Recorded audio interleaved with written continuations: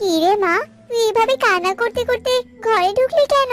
কি হয়েছে আমার সোনা মায়ের, বল তো। তুমি জানো না আমি কেন কাঁদছি? সবাই আমার সাথে খুব খারাপ ব্যবহার করে, আমার সাথে কেউ একটু ভালো ব্যবহার করে না। কি হয়েছে সেটা বলবি তো? খেলার মাঠে কেউ কি তোকে কিছু বলেছে? হ্যাঁ, শোনো শোনো তবে খেলার মাঠে কি হয়েছে। কি রে, খুব পাগল শালু, তোরা বুঝি খেলছিস? তোরা আমায় খেলায় নিবি না? আমিও তোদের সাথে খেলবো রে। কি রে, তোরা আমাকে দেখে এভাবে কেন হাসছিস বলতো? আমি কি এমন বলেছি যার জন্য তোরা আমায় দেখে এভাবে হাসছিস? শোন টুন টুন শোন, তুই কি আর আমাদের সাথে খেলতে পারবি নাকি বলতো? খেলতে হলে তো দৌড়াতে হয়, বুঝলি?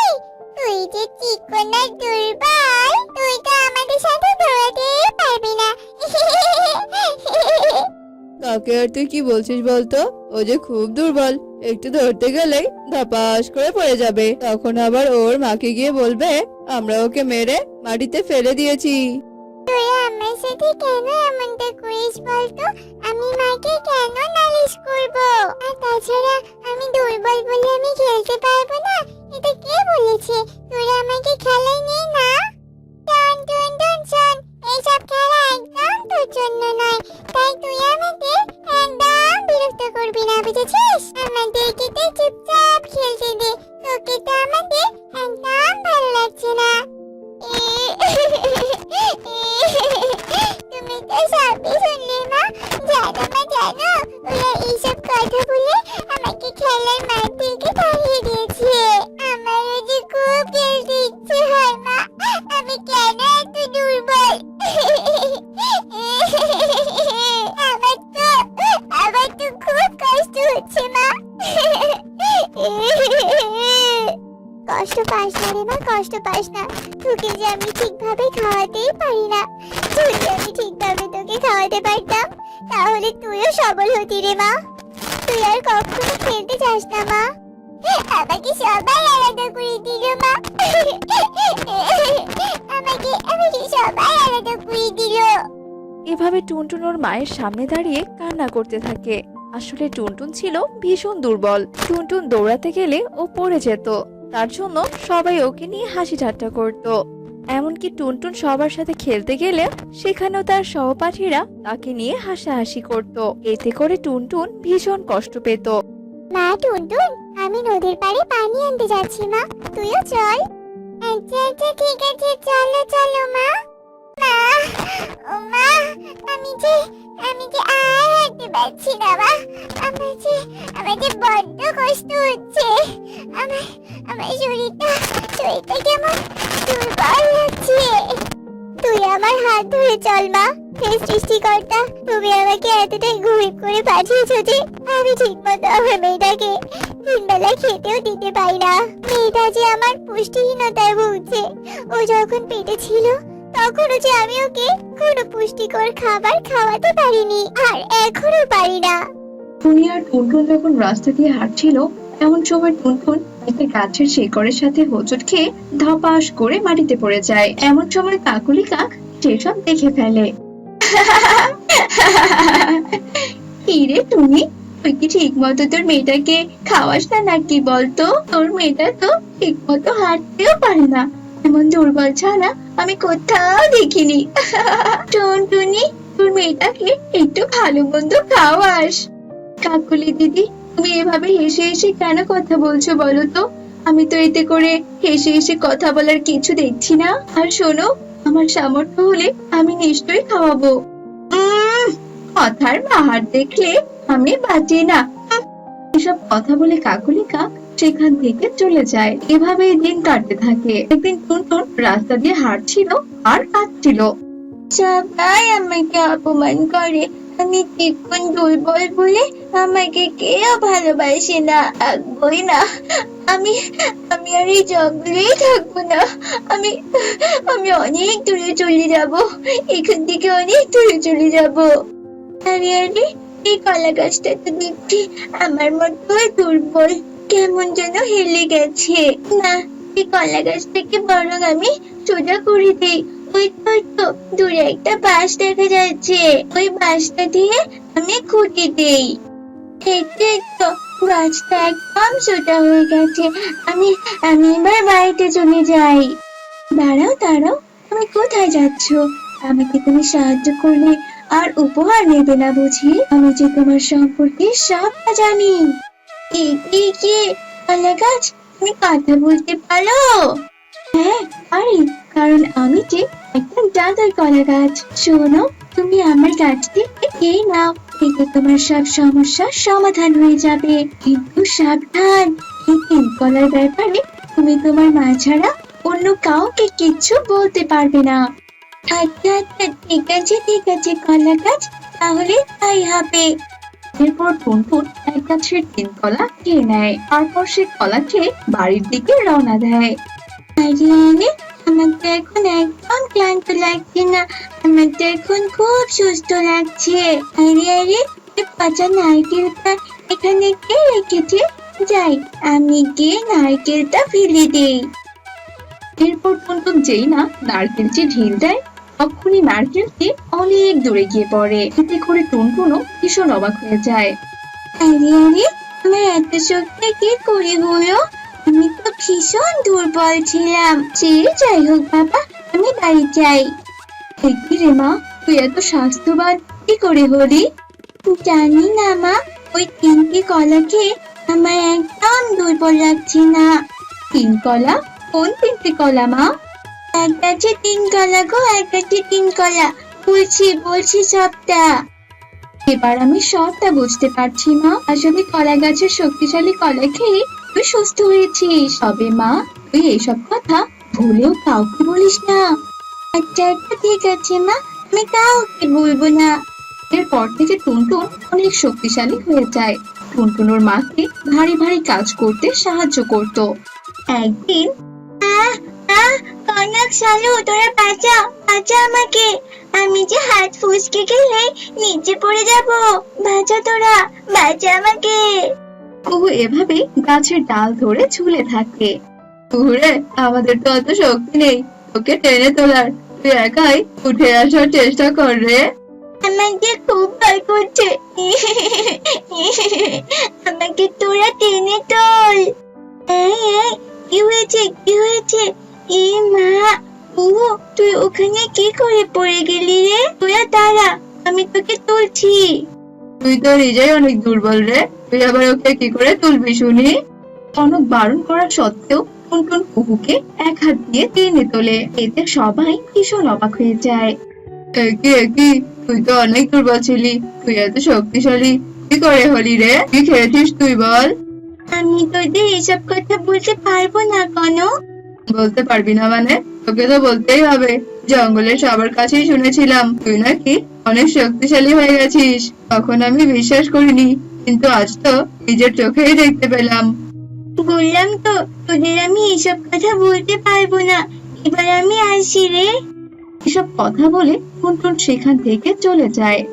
এই টুনটুন শক্তিশালী হয়ে তো দেখছি ওর অনেক ভাব বেড়ে গেছে। ওর পেট থেকে আমি সত্যি কথা বের করেই ছাড়বো। চল সবাই মিলে একটা বুদ্ধি বের করি।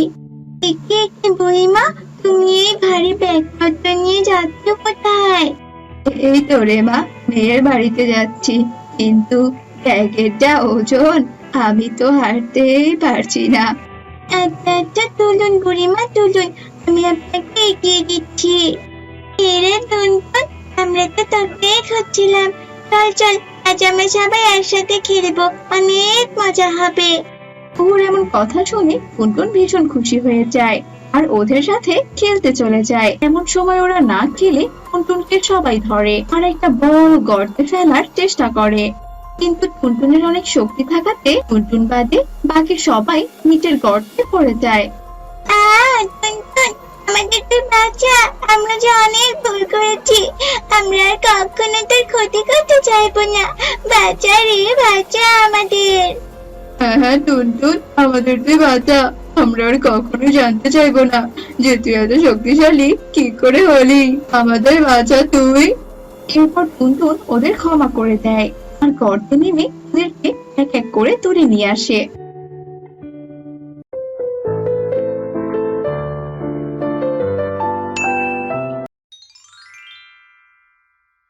যোগ্য দাদা, আমাকে দুটো সিঙ্গারা দাও তো, আর এই নাও 10 টাকা। মেয়েটা যে সকাল থেকে খাওয়ার জন্য বায়না ধরেছে। এখনো কি 5 টাকা দামের সিঙ্গারা আছে নাকি শুনি? দুটো সিঙ্গারা নিতে গেলে আমাকে 20 টাকা দিতে হবে। কি বলছো কি দাদা, 20 টাকা? তার মানে একটা করে সিঙ্গারা 10 টাকা? এটা তো অনেক টাকা দাদা। আর গতকালকেই তো একটা সিঙ্গারা 5 টাকা করে নিলাম। গতকালের দিন শেষ, আজ থেকে প্রতি পিস, আজ থেকে একটা করে সিঙ্গারা 10 টাকা, বুঝতে পেরেছিস? দাদা, এক রাতেই তুমি এভাবে সিঙ্গারের দাম বাড়িয়ে দিলে, কাজটা কি হলো বলো তো? আর আমরা তো গরিব পাখি, এত দাম দিয়ে খাওয়া আমাদের সম্ভব হবে না গো। শোন সুখী, আমি এমনি এমনি দাম বাড়াইনি। সিঙ্গারা বানানোর জিনিসপত্রের দাম বেড়ে গেছে, তাই আমাকেও দাম বাড়াতে হলো, বুঝেছিস? আমাকেও তো লাভ করতে হবে, তাই না? ও আচ্ছা, বুঝতে পেরেছি। দাও তাহলে 10 টাকা করে সিঙ্গারা দাও। এই নাও টাকা। আহা, বোকা সুখী বুঝতেই পারলো না, আমি তাকে বোকা বানিয়ে বেশি দামে সিঙ্গারা বিক্রি করলাম। ভালোই হয়েছে, আমি এভাবে প্রতিদিন পাখিদের কাছে বেশি দামে সিঙ্গারা বিক্রি করব, আর অনেক টাকা আয় করব। যজ্ঞ কাক ছিল ভীষণ লোভী। সে লোভের আশায় আশায় সিঙ্গারার দাম বাড়াতেই থাকে। এতে করে গরিব পাখিরা বেশি একটা সিঙ্গারা কিনতে পারত না। যজ্ঞ আঙ্কেল, ও যজ্ঞ আঙ্কেল, আমাকে একটা সিঙ্গারা দেবে গো? সিঙ্গারা যে চাচ্ছিস, টাকা এনেছিস? আমার একটা সিঙ্গারার দাম 20 টাকা। দে 20 টাকা আগে দে, তারপর সিঙ্গারা নিয়ে যা।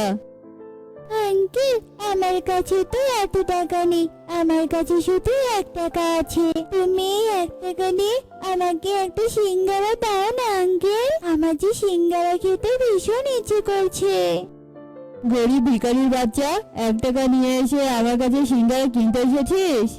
শোন, আমি ওসব 1 টাকা 2 টাকার সিঙ্গারা বিক্রি করি না। যা এখান থেকে চলে যা বলছি, দূর হয় এখান থেকে। যত সব ফকিরের বাচ্চারা কোথা থেকে যে আসে এখানে।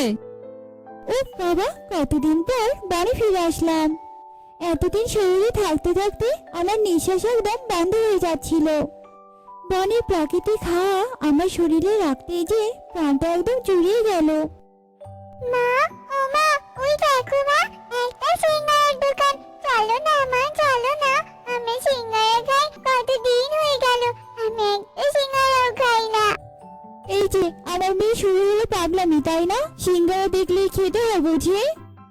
হ্যাঁ, দেখলেই তো খেতে হয়। তুমি তো জানোই মা, সিঙ্গারা আমি কত ভালোবাসি।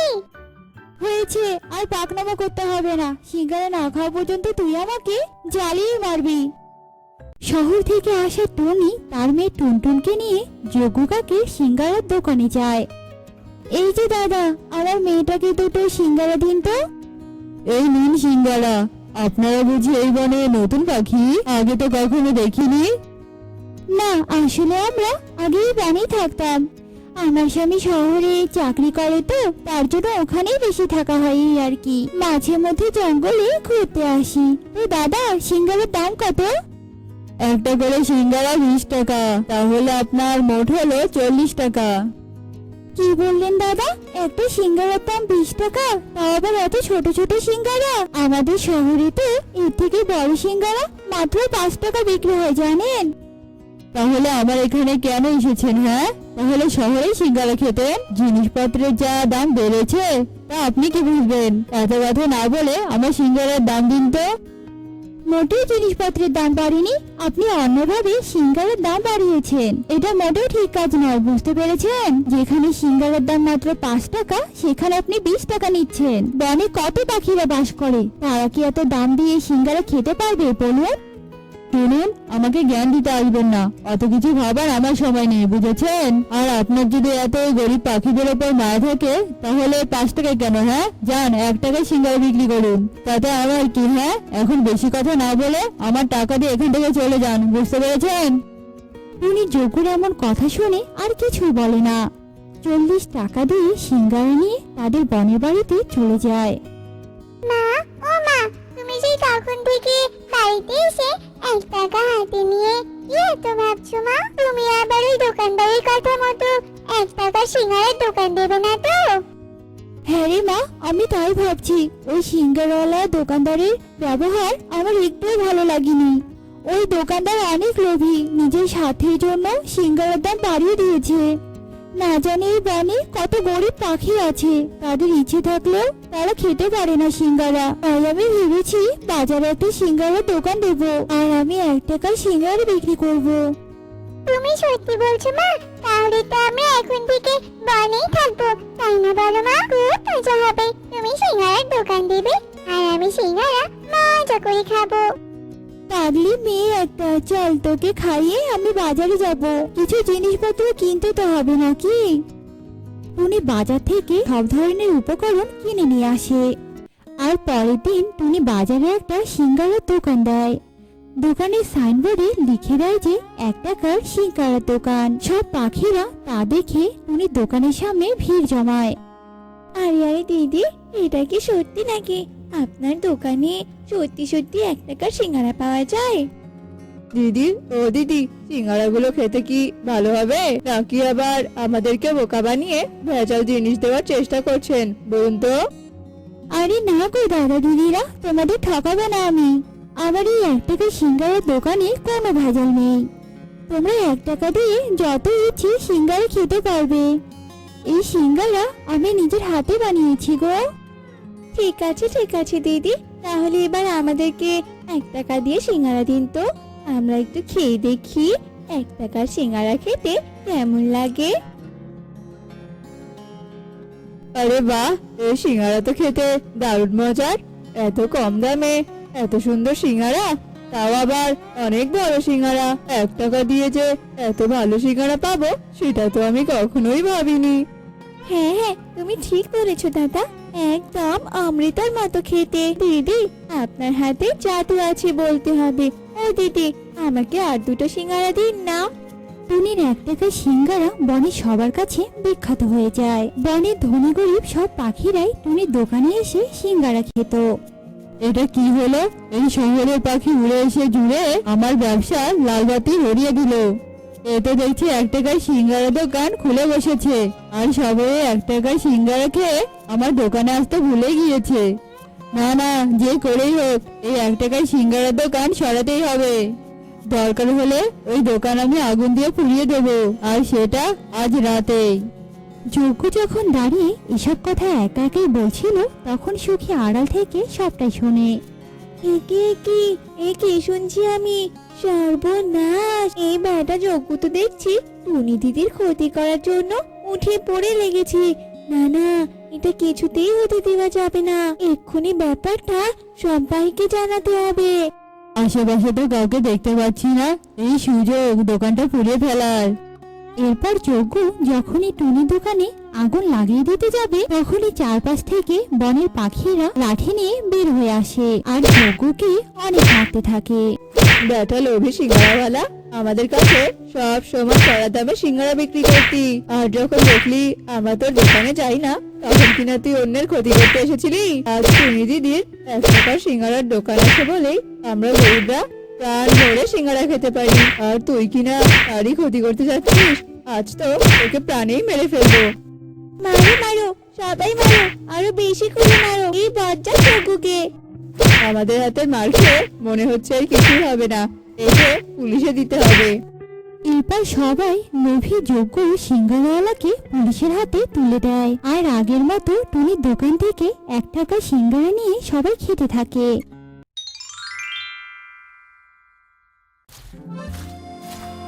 কান্টুর গ্রামের পাশেই একটি ঘন বন ছিল। সেই বনে বাস করত একটি টুনি পাখি। মা টুনটুন, তুই একটু বাসায় থাক বুঝলি, আমি একটু গিয়ে দানা খুঁজে নিয়ে আসি। কাল যা দানা এনেছিলাম তা তো সব খেয়ে ফেলেছিস। ঠিক আছে মা, তুমি যাও, আমি বাসাতেই আছি, তবে তাড়াতাড়ি আসবে কিন্তু, আমার যে ভীষণ খিদে পেয়েছে। এরপর টুনি তাড়াতাড়ি করে বনে যায় এবং অনেক খোঁজাখুঁজি করে কিছু দানা নিয়ে আসে। টুনি বাসাতে ফিরে দেখে টুনটুন বাসায় নেই। দেখেছো, ও নাকি বললো ওর অনেক খিদে লেগেছে, তার জন্য আমি তাড়াতাড়ি করে বাসায় আসলাম। আর এসে কিনা দেখি বাসায় এনে খেলতে গেছে। এই মেয়েটাকে নিয়ে আমি আর পারি না বাপু, সারাদিন শুধু এদিক ওদিক ঘুরে বেড়ানো। মা মা, তুমি এসেছো? দাও দাও, আমাকে দানা খেতে দাও, আমি তো দানার জন্য বাইরে অপেক্ষা করছিলাম। হ্যাঁ, সেই তুমি কত অপেক্ষা করেছো আমি সব জানি। নে নে, এখন খেয়ে নে। এরপর তারা দুই মা মেয়ে মিলে খাবার খেতে শুরু করে। এভাবেই টুনির দিনকাল ভালোই চলছিল, কিন্তু হঠাৎই একদিন টুনটুন অনেক অসুস্থ হয়ে পড়ে। মেয়ের এমন অবস্থা দেখে টুনি অনেক ভেঙে পড়ে। মা টুনটুন, তোর হঠাৎ করে কি হলো মা? তুই কেন কথা বলছিস না? তোর কিছু হয়ে গেলে আমি কাকে নিয়ে থাকবো রে মা? ভগবান, আমার মেয়েটাকে সুস্থ করে দাও। টুনি যখন টুনটুনকে নিয়ে কাঁদছিল তখনই সেখানে সুখী পায়রা চলে আসে। আর কি হয়েছে জানতে চাইলে টুনি তাকে সবকিছু খুলে বলে। আর এসব শুনে সুখী পায়রা বলতে থাকে, টুনি, তুমি আর কেঁদো না বোন। আমি শুনেছি আমাদের জঙ্গলের উল্লু পেঁচা নাকি অনেক ভালো ডাক্তার। উনি সব রোগেরই অনেক ভালো চিকিৎসা করতে পারে। তাই বলছিলাম কি, তুমি যদি একবার টুনটুনকে ওনার কাছে নিয়ে যাও তাহলে হয়তো টুনটুন সুস্থ হতে পারে। তুমি সত্যি বলছো বোন? তবে আমি আজই আমার মেয়েকে উল্লু ডাক্তারের কাছে নিয়ে যাব। তোমাকে অনেক ধন্যবাদ বোন, আমাকে এই খবরটা দেওয়ার জন্যে। এরপর সুখী পায়রা সেখান থেকে চলে যায়। আর টুনি তার অসুস্থ ছানাকে নিয়ে উল্লু প্যাঁচার কাছে যায়। উল্লু প্যাঁচা টুনটুনকে পরীক্ষা নিরীক্ষা করে দেখে বলে, টুনি, সর্বনাশ হয়ে গেছে। তোমার মেয়ের তো কোনো সাধারণ রোগ হয়নি, এ এক বিশাল অসুখ। এ তো কোনো ওষুধে ভালো হবে না। তোমার মেয়েকে একমাত্র তুমিই বাঁচাতে পারো। তুমি যদি ওকে কলা গাছে ধরা আনারস খাওয়াতে পারো তবেই ওর রোগ ভালো হবে।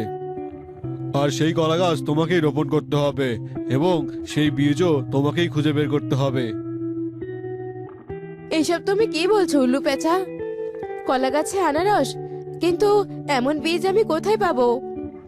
তুমি যদি জেনে থাকো তাহলে আমাকে একটু সাহায্য করো। শোনো, তুমি এই বীজ পাবে একমাত্র মেঘের রাজ্যে, আর মেঘের রাজ্যে থাকে ঈগল মহারাজ। তুমি সেই ঈগল মহারাজের কাছ থেকে বীজ এনে যদি রোপণ করো তাহলে সেখান থেকে কলা গাছ হবে, আর কলা গাছে ধরবে আনারস। সেই আনারস তোমার মেয়েকে খাওয়ানোর পরই তোমার মেয়ে সুস্থ হয়ে উঠবে। যাও টুনি, আর দেরি করো না। তুমি যখন বলছো তবে আমি নিশ্চয় যাব। আমি আমার মেয়েকে বাঁচাবই, ও ছাড়া যে আমার আর কেউ নেই। এরপর টনি ওর ছানাকে নিয়ে বাসায় চলে যায়। আর বাসায় গিয়ে মেঘের দেশে যাওয়ার জন্য রওনা হয়। আর উঠতে উঠতে টনি নদী, বন, পাহাড় সবকিছু পাড়ি দেয় এবং এক পর্যায়ে উঠতে উঠতে সে অনেক ক্লান্ত হয়ে যায়। না, আমি আর উঠতে পারছি না, এবার কোথাও আমাকে একটু বিশ্রাম নিতে হবে। তারপর টনি একটি পাহাড়ের উপর উঠে বসে এবং সেখানে উঠে দেখতে পায় একটি লাল ফল। টনি সেই লাল ফলটি নিয়ে আবার রওনা হয়। তারপর অবশেষে টনি মেঘের রাজ্যে চলে যায়। মেঘের রাজ্যে তো চলে এলাম, কিন্তু এখানে ঈগল মহারাজ কোথায় থাকে আমি তো সেটা বুঝতেই পারছি না। না, মনে হয় আশেপাশেই কোথাও আছে। এরপর টনি আশেপাশে ঈগল মহারাজকে খুঁজতে থাকে আর অবশেষে ঈগল মহারাজকে খুঁজে পায়। দেখি কে তুমি? তোমাকে তো আমার মেঘের রাজ্যে আগে কখনো দেখিনি, আর এখানে এসেছো কি কাজে? এরপর টুনি তার সব কথা ঈগলকে খুলে বলে আর অনেক কান্নাকাটি করতে থাকে। এইসব শুনে ঈগল বলতে থাকে, না না না না না, আমি তোমাকে সেই বীজ দিতে পারবো না। তুমি এখন এখান থেকে আসতে পারো। এমনিতেই আমি আমার গিন্নিকে নিয়ে খুব চিন্তিত। আমার ভালো লাগছে না, তুমি এখন যাও এখান থেকে, যাও। না না মহারাজ, আমাকে তাড়িয়ে দিবেন না। আমি যে অনেক কষ্ট করে এখানে এসেছি, আমাকে এভাবে তাড়িয়ে দিবেন না। আমার মেয়ে যে অনেক অসুস্থ। তাছাড়া মহারাজ, আপনার গিন্নির কি হয়েছে? আমার গিন্নি কয়েকদিন হলো কিছুই খেতে পারছে না। বৌদ্ধমশাই বলেছে আর কিছুদিন এভাবে গেলেই নাকি আমার গিন্নিকে আর বাঁচানো যাবে না। টুনি, টুনি, তুমি যদি আমার গিন্নিকে সুস্থ করতে পারো তবে আমি তোমাকে সেই বীজটা দেব। মহারাজ, আপনি আমাকে রানীমার কাছে নিয়ে চলুন। আমি যে করেই হোক রানীমাকে সুস্থ করে তুলব। এরপর টুনি ঈগল রানীর কাছে যায় আর তার হাতে থাকা লাল ফলটি ঈগল রানীকে খাইয়ে দেয়। আর সেই লাল ফলটি ঈগল রানীকে খাওয়াতেই রানী সুস্থ হয়ে যায়। রানী সুস্থ হয়ে তার পাশে থাকা ফলগুলো খেতে থাকে, যা দেখে ঈগল খুব খুশি হয় আর টুনির হাতে সেই বীজটি দিয়ে দেয়। ধন্যবাদ মহারাজ, আপনাকে অসংখ্য ধন্যবাদ। এখন আমি তাহলে আসি। আপনি আমার অনেক বড় উপকার করলেন। এরপর টুনি সেই বীজটি নিয়ে তার বাসার দিকে রওনা দেয় এবং অনেকক্ষণ যাবৎ ওড়ার পর টুনি তার বাসায় পৌঁছে যায়। তারপর টুনি আর দেরি না করেই তার বাসার সামনে সেই বীজটি রোপণ করে। যাক, অবশেষে বীজটা রোপণ করা হলো। এখন শুধু সেই কলা গাছ আর কলা গাছে আনারস ধরার বাকি। যাই, একটু মেয়েটার কাছে যাই। মেয়েটা হয়তো অনেকক্ষণ ধরে না খেয়ে আছে। এরপর পরের দিন সকালে টুনি যখন ঘুম থেকে উঠে বাহিরে আসে, তখন সে দেখতে পায় সেই বীজটি থেকে একটি কলা গাছ হয়েছে আর সেই কলা গাছটিতে একটি আনারসও ধরেছে। এসব কিছু দেখে টুনি ভীষণ অবাক হয়ে যায়। আরে বাহ, সত্যি তো কলা গাছে আনারস ধরেছে। তবে ভগবানের আশীর্বাদে আমি আমার মেয়েটিকে বাঁচাতে পারবো। যাই, আর দেরি না করাই ভালো। এরপর টুনি সেই আনারসটি নিয়ে তার মেয়েকে খাইয়ে দেয়। আনারসটি খাওয়াতেই তার মেয়ে টুনটুন খুব তাড়াতাড়ি সুস্থ হয়ে যায়। আর টুনটুনকে সুস্থ দেখে টুনি অনেক খুশি হয়। মা মা, আমার তো এখন অনেক সুস্থ লাগছে, তাহলে আমি একটু খেলতে যাই মা। ও, সুস্থ হয়ে তোর আগেই খেলার কথা মনে পড়েছে, তাই না? এই সময় তুই একদম কোথাও খেলতে যাবি না। দুদিন ভালোভাবে বিশ্রাম নে আগে। এরপর থেকে টুনি তার মেয়েকে নিয়ে খুব সুখে শান্তিতে দিন কাটাতে থাকে।